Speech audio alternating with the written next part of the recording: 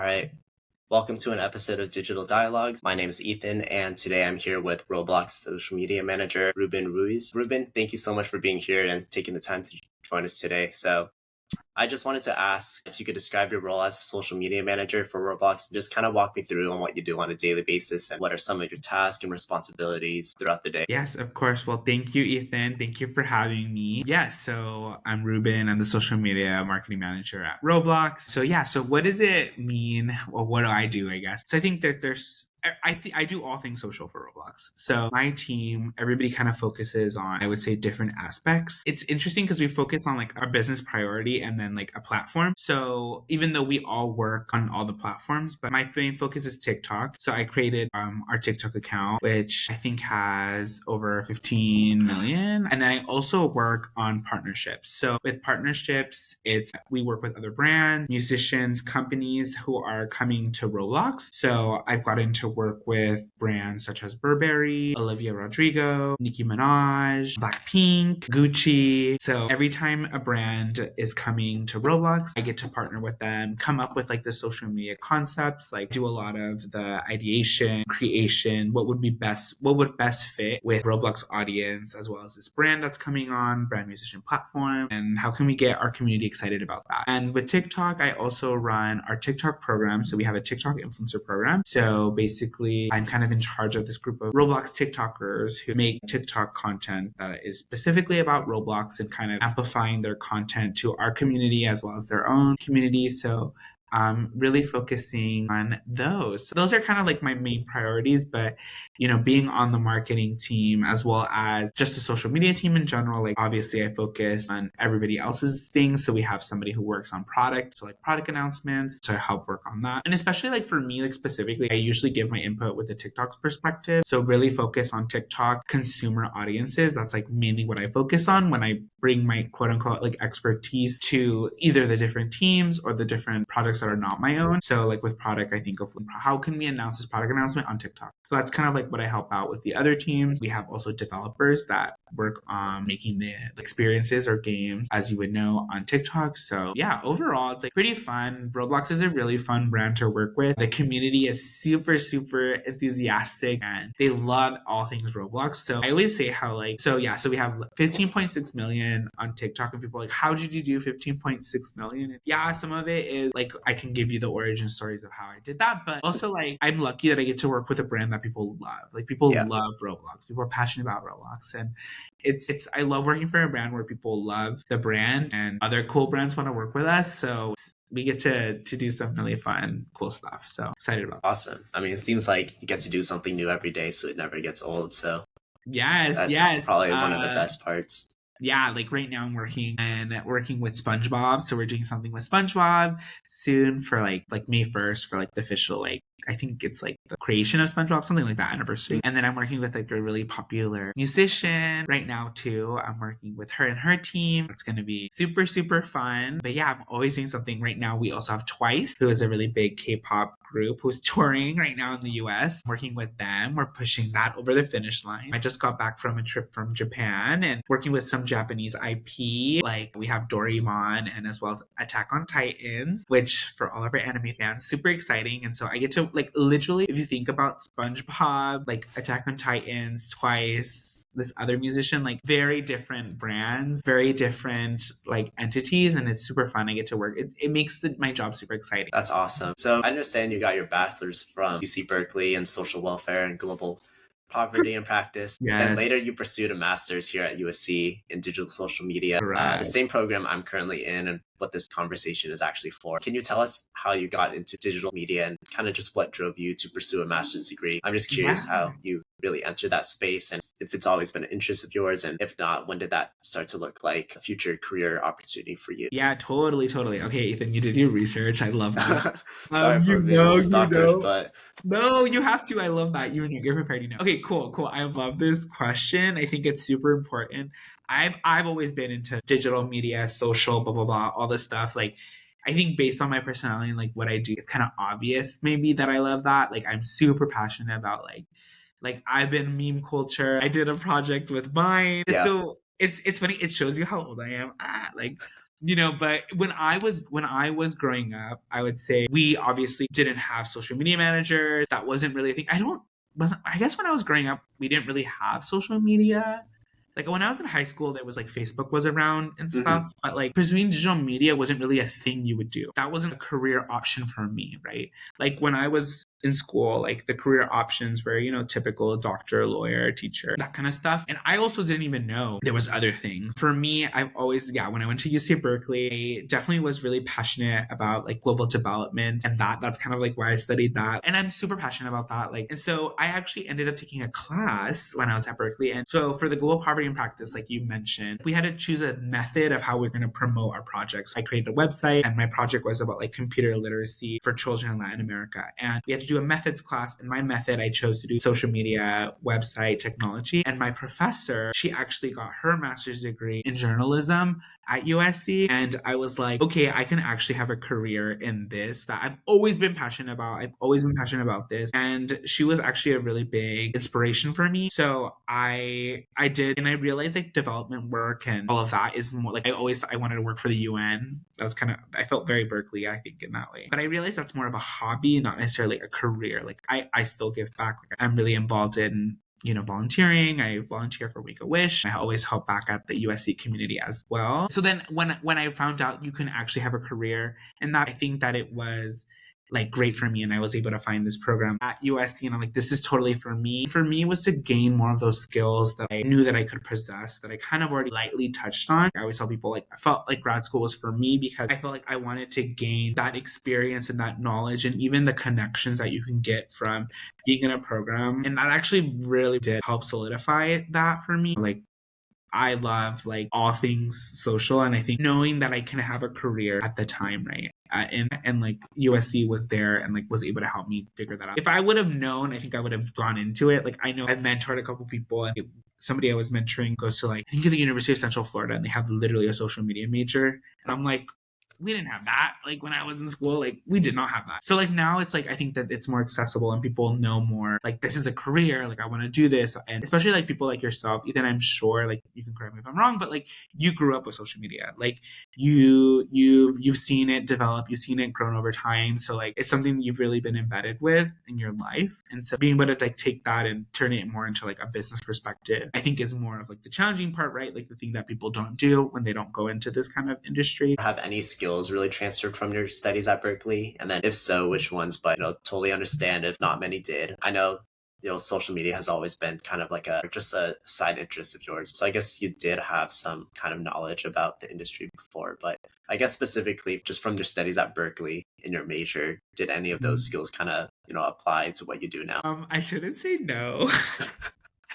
But no, That's no, all no. good if they don't. No, no, no, no. Like, I feel like, first of all, I loved Berkeley. Like, I feel like I gained so much knowledge. Yeah, I think it's more of like just the things that are applicable are the things that I think that in college you get from. So it was like true.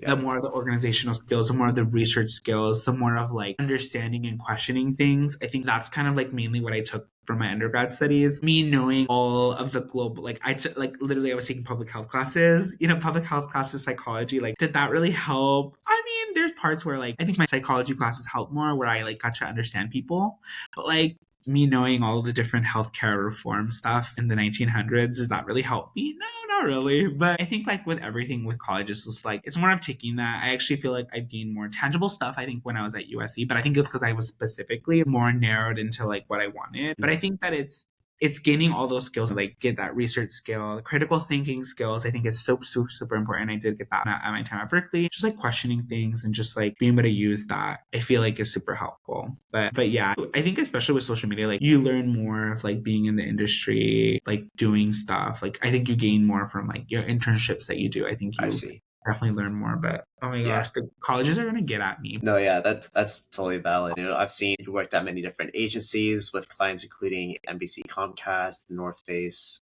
Ghirardelli, Charles Schwab. All these different companies are so drastically different from one another in different Yeah. industries. And even like now, you're saying you're working with different companies, and I guess even celebrities that are all different, you know, industries. And I guess just reflecting back on your experiences and currently right now, what would you say are the biggest differences and similarities working with such distinct companies in different industries? And if you could provide specific examples of how you needed to adjust, or were there any specific tools that you use that work better for one company over the other just because they were in two separate industries? Yeah, no, good question. Honestly, okay, that's one of the just off the bat, like being able to work with so many different companies and figuring out like how can we do like the different social strats for all the different types of companies is like the really fun, challenging part. I think that makes you like a really good social marketer, at least for me. Like you said, like I started at the agency side, got to work with a lot of different brands, clothing, food, luxury, like got to do a bunch of different things. So I think for me, the part that was super exciting, being up to date and knowing what was it. So like when I was at the agency, two of the brands I was working at the same time, one of them was like Dockers, Levi's, like very, I would say, more traditional. Like they're way cool now. Like I think cooler now than when I was working on it. And then I was working with Miller Coors. It's obviously alcohol brand, and they were launching. I would say this was before White Claws, but it was like a fruitier beer kind of situation, and it was targeted to like 21-year-olds, and I was like 20, 30, 24 at the time, so like very minor. And then I had Charles Schwab too, which was like not my demographic, like older, like wealthy, you know. And so, and it was kind of like I would have a meeting for Miller Coors, then I would have a meeting with like Lil Levi's company, Dockers, and then I would have a meeting with like Charles Schwab. So it would just be like boom, boom, boom, and having to change your brain to like kind of different things, right? Like the thing that I'm working for Miller Coors is definitely not what I would be recommending for Charles Schwab. And I think it's a kind of identifying that, like identifying your audiences and identifying either your product or your goal for that, right? I think that's kind of like the main thing is like kind of knowing and like knowing how to switch your tone, showing your look and feel, and like kind of being able to do that. And I think to me, that was something that when I was younger in my career was super beneficial, having so many brands. Because even though now I only work for Roblox, I get to work, like you said, with like I get to work with Olivia Rodrigo. Yeah. That's a certain demo. I get to work with Gucci. That's a different type of demo. And SpongeBob, like hello. So like, you know, it's like all like really different. And I think it's like that actually helped me. But like now I know like boom, boom, boom. Even though now I represent Roblox, so I'm more of like, okay, we have to represent Roblox as a whole, but like my audience is still like, you know, like early 20s, like young people, and like what do they like and how can we make this cool. And so I think for me it was kind of like honestly doing a lot of research, like knowing the brand, knowing the audience. That's the number one thing. I don't think I necessarily had like specific tools. I would use like social listening tools, if anything, such as like, well, now it's called Brown Watch, but you know, you can do like some social listening, like kind of seeing, and even if you don't have access to tools, literally go on Twitter and check the hashtags. Like I think it's kind of like seeing like, okay, what has been done, like what are they talking to, who is the audience, and then being able to create like different ideas, social ideas based on that, right? So then I was able to present some cool like influencer content for like Miller Coors, right? Like this is, they love like right now, like especially at the time, it was like Liza Koshy, David Dobrik, like those are the people I worked with at the time. But like that was kind of like the cool people at the time, and like who I had to be like, okay, we're working with those. Charles Schwab, on the other hand, I got to work with, it was more golf, like that was the audience, right? And so we worked with like this guy. He wears orange. People who are listening, they would know who it is if they're really into golf. That Charles Schwab audience was very into that, right? And then with Dockers, we actually worked with Pete Davidson, which pre Ariana Grande, all of that. And so like that was the audience. So like I'm working with Liza Koshy, David Dobrik, the golf guy, and Pete Davidson, right? Like each person is specific to the person that they're really tailoring. Obviously these are specific to like working with like a celebrity, but it was great because you tailor it to each person. You have a different strategy for each one, and like you really are connecting with like the audience. And I think that really helps build not only your creative brains, but also like your more strategic brain as well, as like this is what fits with the audience. Imagine like Emma Chamberlain explaining like wealth management, like that's not the tea. Like that's just not gonna float. And like the same thing, like you're not gonna get like Rafael Nadal, you know, with like White Claw, like for like 21-year-olds. Like we love him, but like not that, right? I guess what are some ways and I guess digital tools or platforms that you use to really help clients strategize and stay on top of their competitors and create social media marketing campaigns? I guess it's kind of more tailored towards your experience working with different agencies, but yeah, if you could provide like an example or a very surface level walkthrough of how, you know, you kind of begin that process of helping clients at the agencies you worked for. Yeah, I don't do that anymore. I would say like there's a lot of tools out there. I'll be honest, I don't use them anymore because now I just focus on Roblox. We use stuff like Sprinkler and Hootsuite, like Hmm. more like obviously like Hootsuite is more for publishing, but like Sprinkler they even have like a more social listening competitor and like stuff like Brandwatch, like I mentioned earlier. It's kind of like putting everybody like kind of like head to head on stuff. I honestly like now looking back, like I don't really feel like you should compare yourself to other brands. I know that's cheesy as that sounds, especially like now that I've gotten more seasoned in my career and industry. It's like everybody is so different and you really need to stay in your lane. I think the thing that needs to be focused more on is what makes you unique. Why does your audience come back to your social channel? What does your audience want to get from you? And are you providing a unique service? You're providing a unique experience, provide a unique social thing for them to want to follow you, like your stuff. Like, what is it about it? And then I think that that's the best thing. I mean, we can compare ourselves to what, like Minecraft, Fortnite, whatever. But it's at the end of the day, it's good to focus on like what does our audience want, and then I think like those are better. And I would say that's where people should focus more of their time on. I think it's cool to get inspiration or like creative ideas, looking at what other brands are doing and like kind of seeing what they are, but not necessarily like comparing yourself to them because they have a different audience than you do, right? Because even something like kind of how we were talking earlier, like even if something as like a Disney park, right, and like Universal Studios, inherently they're both theme parks, right? But the people who would visit Universal Studios are going for a certain reason, and people who are visiting Disney are for a certain reason. Like, yes, they're competitors in a sense of like you're going to like a theme park, you only want to go to one or whatever. If you're providing unique service or unique thing, people are gonna want to go to both, right? And so I think it's the same thing with like when you think about competitors, you want to provide something unique to yourself to promote so your audience will come back to you. And so that's kind of like what I would focus on. But yeah, there are tools that you could use to compare yourself. And I probably didn't answer that well, but No, that completely makes sense. And that's like an answer I wasn't expecting, but that like it totally answers it at the same time. yeah, and I think which it's which is good great. to know what other competitors are doing. I think that it's more to focus on that. But like, I know that my mom always says this to me, where like Janelle, this is my sister's name, Janelle also did bad on the physics test, and the answer is like, well, I don't care about her like doing bad. I care about you doing bad. The same thing when you like could do like a lot of the comparisons. You're like, well, like Fortnite is getting 1 million views on their TikTok, Yeah. and it's like, oh, why are we not getting 1 million views? We are, but like but it's more of like it's like we should just get inspiration or like seeing what is out there, what people are liking or doing some fun stuff instead of being like we need to get to that metric. Because at the end of the day, my boss always says this, a lot of the social media metrics are like kind of vanity. Nobody really cares anymore. Back in the day when I was starting, it mattered more, but like they don't care about how many likes people get as Mm. much. Some people who don't know about social media will care so much about like have so many likes. And trust me, when I do my reports on like my success, I'll be like, our video got 15 million views, because people care about that. But like, if my 15 million viewed video is not the best thing I put out, right? But it is something that really resonated. I think that one is like Blackpink or whatever. Like, I don't remember, but it's because obviously, like, I was advocating it, but it was more for me. I used it more of like, I advocated for Blackpink to be on the platform. I advocated to us to put extra effort and do something cool with Blackpink, and look at the numbers now, they show. And so I think that it's more of that. I guess before Roblox, you were at StubHub, and then that's more of an e-commerce company. And if you could tell me about your experiences transitioning from that industry into the gaming industry at Roblox, and I guess what specifically piqued your interest in taking on your current position. Did you personally play Roblox, or were you a fan of were you a fan before, or are you just a big gamer in general? And just kind of walk me through, I guess, your journey between Yeah, these for two sure, for sure, for sure. positions.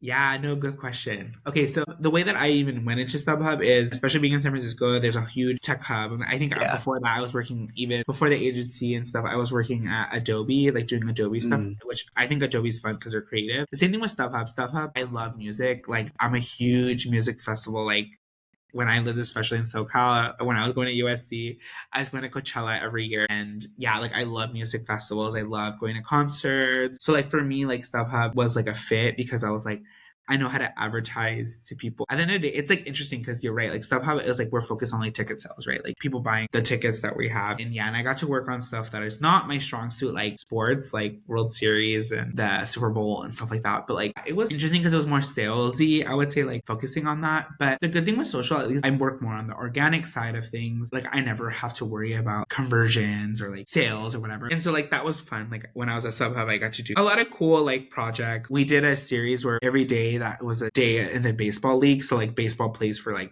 I forget the number, but 165 days we got to do like an exciting thing. I got to go to a couple of games. We got to record a lot of content. I got to interview the Dodgers players. We got to do like really fun stuff like that, which is really great.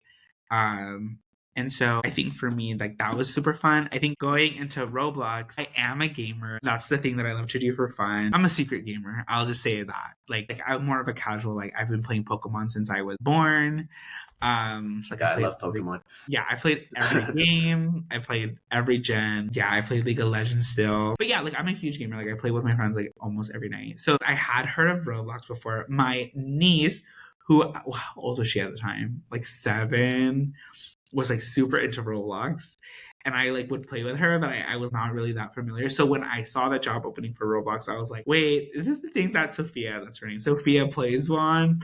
And so I was familiar with it, but I wasn't like a fan. Like I know there's a lot of people who are like super like I was 10 and I was playing Roblox. I was 15 and I was playing Roblox, right?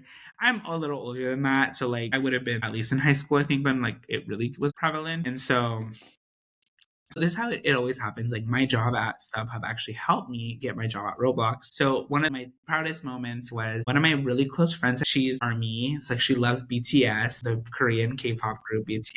ARMY, also known as the ARMY. She like taught me a lot of stuff about BTS. Like we had a lot of ticket sales for BTS. It was a huge thing. And this is another good hot tip is like you don't have to be a huge fan of everything. You don't have to know everything of everything, but you have to do some research and at least effort into trying to be a part of all these community and fandoms because StubHub was about fandom, right? Roblox isn't even about fandom. And so I did my research. I had my friend teach me a lot of stuff about BTS. And then I was able to communicate and do posts about BTS that felt like it came from somebody in a part of the community.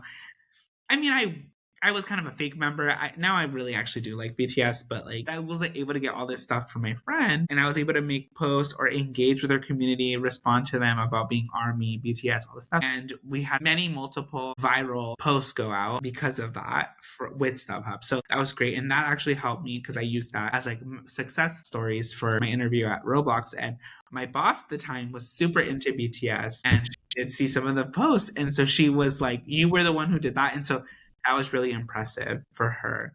So you never know. Like you never know. And that's my number one tip, especially like, yes, I wasn't a huge fan of Roblox or like even played with it that much, but I was willing to invest the time in learning about Roblox. But like that's the thing with no matter what brand. Yes, you may not be an expert or a huge fan. Somebody I've mentored in the past were like, I feel like these people are so diehard about this and I'm not a huge fan, but I'm like, you can use that to your advantage. Like you have a different point of view. As long as you're willing to give back to the community or inform yourself with the community, I think that that's the important part is not having to be a huge expert on all this stuff. And I think that that's the thing. As long as it's something that you're mildly interested in, I had job offers for cryptocurrency. That's not for me.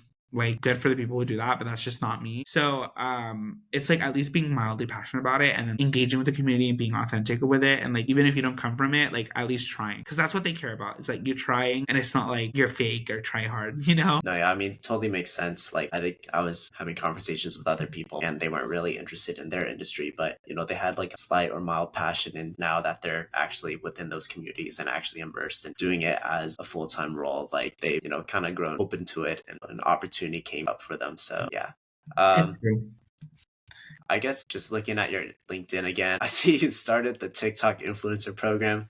If you could speak on that role that you had in the project and if that helped Roblox TikTok followers, you know, go up by 2 million in just 1 month, or what was the secret to that growth? And if there was any specific or particular strategies you used within that 1 month to really get that achievement. Yes, yes, yes. Okay, so there's a multiple things. It was that and then our launch in general. So I'll go into it because it's kind of a fun story. So basically, one of the tasks when I was first hired at Roblox was there's something called TikTok. There's an opportunity like people are wanting us to have a TikTok and we just don't have one, but we're not really familiar with the space. And I knew of TikTok. Like it was also still like barely coming up. Like it was 2020. And so I was like, yes, I know about it, but like don't know. The leadership at the time wasn't like too familiar with it. And like people were really hesitant and reserved for it. One of the things that our CEO was kind of very adamant about is that he was very adamant about having like not creating content, which is bizarre. Like for a social, like it's everything about it was bizarre. Because I'd be like, oh, I want to make this TikTok, I want to do this TikTok, and he'd be like, oh, I don't want Roblox creating their own content. And I was like, what the heck? Like, how are we gonna post on TikTok if I can't create anything, right? Yeah.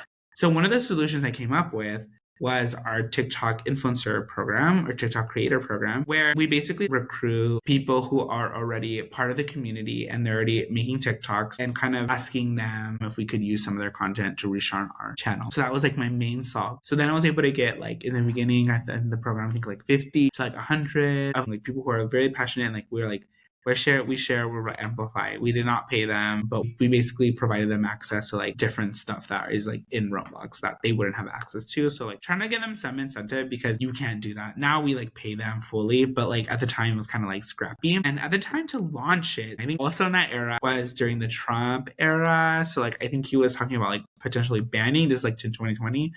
It was a whole mess. I was like full on did my whole strategy. Like, this is why we should be on it. This is what we're gonna do. Like, I got to do all that, which is so great, especially like being new at the company. Another project that I was working on at the time was we were doing a Roblox concert with Little Nas X. I was already working on doing the social stuff for that project, and I was like, wait, can we ask Little Nas X to help launch her TikTok channel? Because if we have him launch our TikTok channel, like leadership can't say no. Like, we already are like kind of already working with him already. And then we can use him to kind of help leverage and sell that, right? So I basically just straight up asked Little Nas, hey, like, would you be down? And he's like, yeah, I'm down. Like, totally. I'm like, okay, cool. And so basically I came up with a couple ideas and I wrote like a script for him. And I was like, can you just record that? And he's like, yeah. And so he basically was like, hey, I'm Lil Nas X. Like, oh, I have an announcement for you. Like, Roblox is officially on TikTok, all this stuff. Like, it blew up. It was crazy. So it was a mix of that. Like, I had Lil Nas X's sign in, but it's also like thinking of that on the spot, as well as like having all these creators who are already on TikTok who do Roblox content, like supporting us and like helping give us content to use too. So like, it was like boom, boom, boom. And then boom, we like grew. I literally went from nothing to like 2 mil in like a month, which is crazy. And now we're at 15.6 million and still growing and still like really active. Like we still get like an average of like 1 million views per video, which is great. Like obviously some have more, some have less, but like around there, which is great. Like especially for a brand that's like unheard of. Yeah. And so yeah, so that's kind of like how the origins of it happened. And now I have like a really great relationship with all the TikTokers. Now I work specifically in doing paid campaigns with them that we can use on growth. For the growth team I work really closely with. And we've expanded now. We post some stuff on Instagram Reels as well as YouTube Shorts. So yeah, so that's kind of like how it all began. That's great. I like how you started I guess your TikTok page, just really taking those from the community itself and using them to really, build up from the ground. Yeah, you have to be creative. You have to hustle. Yeah. I mean, who knows if I didn't do that? Who knows if we would have ever launched a TikTok, right? It's just having that hustle and that like drive, which I'm glad I have, but like enabled to do and like people being like successfully buyer for you, buy in like the ideas that you have to create that. So I guess to like go off of that, when tracking KPIs or I guess analytics for your different social media platforms, I guess what kind of particular tools you and your team kind of use just to make sure that you guys are hitting desired goals and just to track performance in general. We have somebody on our team specifically who he works on the analytics. He does the reporting. What does he use? Obviously, like the program tools are actually really good now. Like, like the Facebook analytics, TikTok analytics, the Instagram ones. Those are actually really helpful and we continue to use those. It's actually like more accurate now to use those instead of like having all these tools because especially TikTok, they only allow a specific companies to use like their data, which makes it hard for reporting. So a lot of this external tools that you'll use, they like won't have TikTok data, which is like that's half of the stuff we have, right? Yeah. TikTokers are best performing, and if we can't get TikTok data, like why are we going to use this tool? So I will say that that's a little rough sometimes, but we have used whatever the tools that we're using. Like I know I keep saying, but we like do use Brandwatch a lot. Like that does so much. Brandwatch is like a savior in that. I also use Tubular, which is also like more specifically for video content, so YouTube and TikTok. So that's kind of like how I get like what are the best performing videos. So like those are super helpful. I think for KPIs wise, like to really establish that. For me, the reason why I'm kind of like a little like, which is funny, which is I never had a job like this before, where it's kind of like, who cares? And it's because like for at least for Roblox specifically on the stuff that I work on, it's more about like brand perception. What are like the two when you do your research? One of them is qualitative and quantitative. Yeah. And so like then most people focus on the number part, but for us it's more about like the quality. sentiment. And Yeah. yeah, like that's kind of like why it's a little more difficult. Like we actually work with our whole other team and they do more of like brand sentiment, brand lift, all of that. Mm, I'm in charge of making sure people think Roblox is for them, that Roblox is cool, that like I'm in college and I can play Roblox and it's cool. And that's kind of like what I focused on specifically. Having 15 million views on TikTok doesn't, it's not like we can check that. So that's why like for me, like it's a little difficult for me. Like that's what kind of left a little bit, which no other company is like that I've worked on. Like everybody else is like, we need to keep it, we need to numbers, see the analytics. engagement rate. Yeah. Yeah. And here it's more of like, our CEO, like our CEO is more of like, does my daughter think this is cool? So it's like a really interesting dilemma at Roblox, like kind of focusing on that. But that's what makes it interesting. Yeah. If you would have if you would have hit me up like 5 years ago, I would have given you a really good answer for analytics. But now I'm like, I don't even touch that. Which honestly, I kind of love low key, love not being able to do that because I'm more of like a creative brand Yeah. strategist. Like Yeah. that's more of me. So like I get to focus on that. No worries. I mean, that's great. That's what kind of makes you guys unique. And I guess, like you're Totally. saying earlier, not really comparing yourself to other competitors and just staying true to who you guys are. So, Exactly. I guess just looking ahead, what emerging technologies or trends in the digital media landscape do you anticipate to have the biggest impact on different industries? And over the years, how will that change the landscape of marketing, communications, I guess social media in general? And do you already kind of see it happening with the introduction of AI? Oh my gosh. Things always come up. And I think it's like my number one tip is always knowing what's up. The crazy part is that like Instagram, TikTok, YouTube, I would say are like the big three. And I don't think that they're going away. Like Facebook kind of like and then Twitter X is kind of like interesting. Like that's an interesting one. But then you see things like Laps and like Mm, Be Real or like, you know, other things try to make their little like their way. They still don't really have an impact or are more, I would say, social media. I think Laps and Be Real specifically like are like social media platforms for like you and I. Like I keep getting like my directors like, what can we do on Be Real? And I'm just like, I don't think Roblox, first of all, should be on Be Real. And like, what am I going to show? We're in the office. The same thing with I have to come up with like Snapchat because our audience mm, is still very on Snapchat. And I'm like, really, when I was at USC, we were all over Snapchat. So I have to come up with a Snapchat strategy. But it's like things like that. There's all these social media platforms that may grow develop, but I think it's more like understanding how to use these different social channels over time. I think that's constantly changing and constantly switching, and it's like kind of knowing how to adapt to the different things and knowing what's going on and knowing what you should be using. Should we be on like Blue Sky, right? And it's like, is anyone even using it? Should we be on Threads? That was a whole thing. Oh my gosh, that like nobody cares about. Sorry. I think it's like always knowing what's going on, like knowing what's on top, knowing what's going on. And I think with like the AI, it's so interesting with AI. I think that it kind of like makes certain elements of our job easier, but like it also makes it harder because social media is all about human connection and authenticity, which is something that is difficult for AI to really replicate. And I always talk about that all the time. Like for TikTok specifically, my number one thing is like be real, be authentic. Like, yes, we're a brand, but we can still like come off as genuine and not as salesy. And it shows like honestly, if you go on the TikTok, like no shade, like you can tell what stuff I touched and what stuff other teams touched where I wasn't involved. Not only do the numbers show like this one has 200K views and like another one doesn't, and I'm like, yeah, I didn't touch that. I know the stuff that I know is because I am an expert on the platform. I'm an expert on what I know, and it's like kind of knowing that and like building on that and adapting to the times and seeing what's changing and always knowing what's going on. And yeah, I think that that's like my personal superpower is like I always know what's cool, what's trending, what's happening, what's gonna be the new it thing. And I think when you were in the professional setting, it's knowing what is cool for us, me and my friends, where we could like talk and have fun and express ourselves. Versus as a brand, what could represent our brand very well, and kind of knowing how to determine those two and differentiate those two, I think is something that would be really successful. Because one of the things that I think, and especially like when you're like get into social media as a new grad or barely starting the industry, everybody thinks they can do social media. Everybody thinks they can do social media because they have one. I have an Instagram. I know how to do Instagram.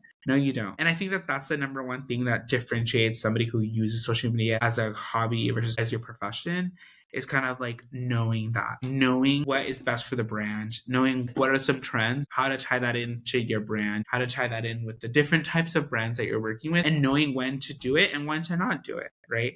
You can't just be like, oh, we should do like Ariana Grande and like Beyonce and whatever. They were like, yes, and like, okay, first of all, yes, like it's a good idea, but we can't use that as a brand. No, we cannot do that. Like literally Ariana Grande can sue.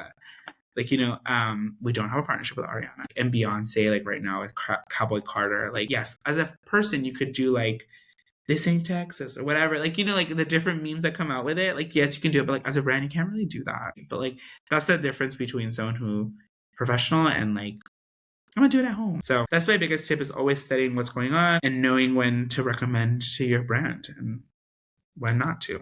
I guess just what's some advice that you could give to someone or provide to those who want to become digital marketers, just from your own personal experience and just being in the field for some time? Yes. I would just say, like, do your research. Social media is always changing, always evolving. Something's always happening online, especially like with meme culture and everything. I think that the best thing is just to know what's up to date. I feel like there's two types of social media, people who hate social media and people who love it. I'm obviously the person who loves it. I have a friend who doesn't even have her own social stuff. But I feel like you could be successful in either of them. But I feel like for me, I love when people just like know what's happening, what's going on, especially like if I'm looking for an intern or new grad, like I always ask like, what's your favorite trend that's happening right now? Like that's literally what I ask. And I want them to give me something that like is literally happening. Like somebody told me something that and I was like, no, that's a no for me. Like I'm like, that's not something new that happened like last year. Like that just shows me that you don't really know like what's going on. And like to me, like I think someone successful, like know what's happening, know what's going on, whether you like it or not, like you don't need to know that, but like I want you to know that like Beyonce released an album, and like everyone's talking about it on social media and people are making like Jay-Z jokes and like country music jokes and stuff like that. Like I want you to tell me that. Like I know that, but I want you to know that because it's like what's happening in culture. Can you tie Beyonce into Roblox? Not really specifically right now, right? But like the way that somebody recreated like Texas Hold'em and they did like Minecraft version. Like if you tell me that, like I'll be like, okay, like I know that. So I just feel like it's like always do your research, know what's going on. And I think that the way a marketer versus just a casual is like, how can you take these things that are happening on social and how would you recommend it for a brand? How would you turn it for a brand to utilize it and use it? So I think that just is like always staying up to date of what's going on. And I think that that's the best thing is just like having like a passion no matter like what you do. The passion that you have for it really shows in like the work that you do and the community will see it. Like the community will see like the work that you do and they'll be like, oh, I love this. I think that's the best thing. And I would say for the people who are really young, like do internships, like message people on LinkedIn, reach out to your alumni, people who are in the industry. Like everybody that I've met, everybody that I've mentored has been super nice. Everybody who's mentored me has been super nice, super helpful. And like usually like I've had people who I mentor at USC and they'll be like, oh, I'm really into sports social media, right? I have a friend who does that. And like almost everybody's always willing to be like, of course I'll help out. Everyone's always willing to help out. And it's like, don't be afraid to ask for help. Reach out, talk to people who are in the same role that you want to be. I reached out to somebody when I was at USC who also was in social media, who also did social welfare like I did. And I was like, we both come from a similar background where we're like not even doing anything that is like that. And people are usually always down to connect and chat and like give you a hand. And that's the best thing is like, is that. So that's my biggest tip, especially for somebody who I hire like new grads and stuff. It's always like knowing what's going on in the industry, being able to tie that in somehow, maybe potentially to the company, and just like do internships, ask around, get advice from people that you look up to, that you want to have a job like them one day. So that's the biggest tip. Everybody thinks they can do social media, but not everybody can. So just show us that you can. Awesome. Thank you so much for joining me, Ruben, and being a part of my project. Had a great time talking to you. Of course. Well, thank you, Ethan. Happy to help you out. And thanks for inviting me to chat.